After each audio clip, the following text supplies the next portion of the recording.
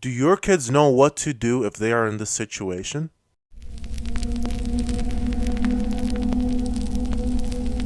Are you or your children aware of the incredible danger there is in breathing in the smoke that can burn your lungs and even kill you? Fire is a very scary subject, and it's even scarier when it involves our kids. Keep watching, because in this video I'm going to show you a simple and easy way to make sure that you and your kids know exactly what to do in a fire, giving them the best chance of survival. I'm your host, King Jerome, and on this channel I show parents how to keep themselves and their families safe from fires, from car wrecks, and from medical emergencies. Did you know that according to the NFPA, in 2022, last year, every 19 seconds there was a fire? Out of all those fires, and this is only 2022, it resulted in over 3,700 deaths and about 13,000 injuries related to fire. A big misconception with a lot of house fires that I've noticed that people have is that people die from the flames and from the heat. Although that is very possible and does happen, the majority of fire-related deaths in house fires are from smoke inhalation. The thing about house fire smoke, it's so much different than a campfire smoke. Campfire smoke, although it gets into your eyes, it burns, start to water and everything like that. A house fire smoke is thick, it's black, and it's full of chemicals because it's burning all the stuff that you have in your house. Whether that's plastic, whether that's electronics, that stuff will kill you in a couple of breaths. Before I get further into this, I want to talk to you guys about the top 3 reasons that fires even start to begin with. Number 1, it's cooking. Cooking on the stove, mishaps on the stove. This young woman is live streaming herself cooking, but it's not going so well. She's causing so much smoke, she sets off the fire alarm in her building. But things are about to get a lot worse.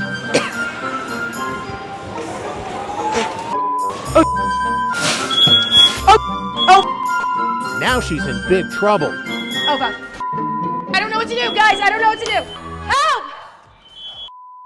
I don't have a fire extinguisher.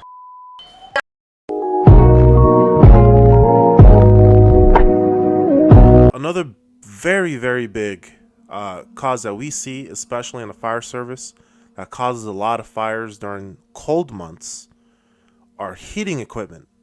Things like space heaters, and a lot of times even the wiring. Many times people use extension cords that will plug into a space heater, and the extension cord cannot support the amount of energy that's requiring that space heater to run, causing it to spark, sometimes smolder, and that can cause a fire. And the last one, and I kind of touched on the point before, a lot of times can be faulty wiring. And this is something that sometimes it's completely out of our control, but it happens, and it can cause a fire. So now that we got those 3 things out of the way, I want to talk to you guys about the most important thing that any household can have. And if you have this in place, your children will know exactly what to do, especially if they are by themselves and they cannot get to you and there's a house fire. This is called a fire escape plan.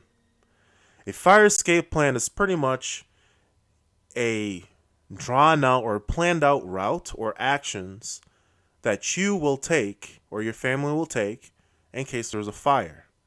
These are designed in a way that is very easy to understand for children and for them to know what to do if they cannot get in contact with their parents or an adult or siblings or something like that.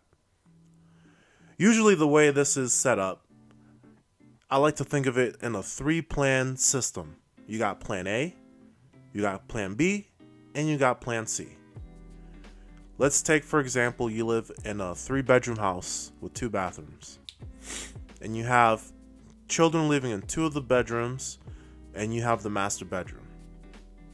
If the fire is right in the middle of the living room, and say everybody's on the same floor, and your children cannot get to you, your fire escape plan, whether A, B, or C, should cover this scenario if they cannot get out of their room. what to do, whether that's going out the window or if there's another exit that you have in your home that they can get to safely.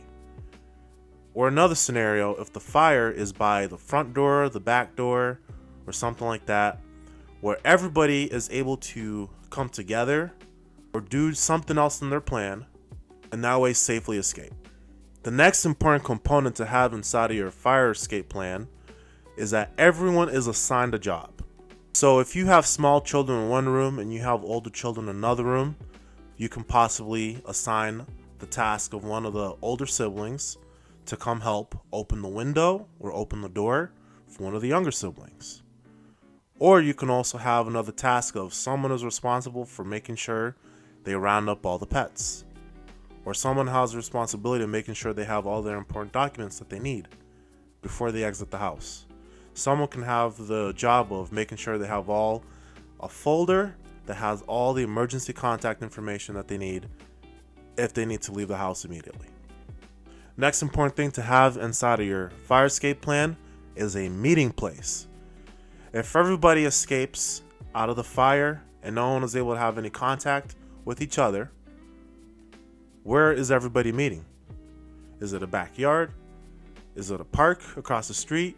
Is it a certain cross street? Is it some railroad tracks? Where are you all meeting to make sure you guys can get a head count and make sure that everybody has gone out safely? And then the last but most important thing that I think on this list is how often you guys practice it. I know it's pretty common to practice it maybe once a year. Schools like to do it once a year usually, or semi-annually, or you could do it like that in your home too. And practice these scenarios, going through it. Practice plans A, B, and C. Something I think is really important also to note in each of these plans is that these plans should be built around each room. What I mean with that is, if you are in one of the bedrooms, one of the children's bedrooms, your plan A, B, and C should be actions that you're taking if you are in this room. And that should be different from the master bedroom. And that should be different from another bedroom. All specially designed for the layout of that room and that part of the house for them to escape with their life. You guys have this in place, plans A, B, and C, where you're meeting, everybody's assigned job, who's responsible for what, got all your contact information, things you need. You get out of that house, you guys have a head count, make sure everybody made it out safely, and you guys have successfully saved your life. A very important reason why we need a fire escape plan in each of our homes is because on average, you have about 3 minutes to make it out of that house. A lot of people underestimate smoke. Movies and TV and stuff make it seem like it's easy to see inside of a smoky filled house and that you could just easily just walk around, go back, find something else. You can't. In reality, that's not how it works. In reality, it's very hot. It burns your eyes. And if you breathe enough of it in, which is usually a couple of breaths, it will take you out. It is very important to have these fire escape plans in place and to practice them, so when the moment does come, humans fall back to what they are trained, to the level that they are trained on when they're under stress. Now, I have a couple of things that I saw very interesting that you guys may consider to have as part of your emergency kit at home. Of course, there's always fire extinguishers and things like that, but I want you to guys check this out right here. This is a 2-story retractable fire escape ladder that you can check out on Amazon. If you take out your phone and you scan the link right here with your phone on the camera, it'll bring you to the link on Amazon. Otherwise, if you're on your phone watching this video, there will be a link in the description below. What you can do with these things is that you can get your window open, you stick it in the windowsill and drop the ladder, and you can climb on out if you are on an elevated floor. This is just a 2-story one. I know they also have 3-story ones and 4-story ones, and the higher you go, some of them will have the rescue rope and the harnesses with it.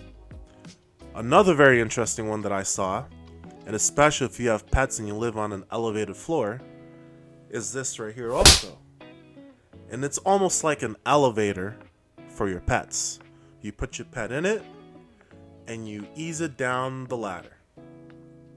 They may have some for bigger pets, but this is at least the one that I saw for smaller pets.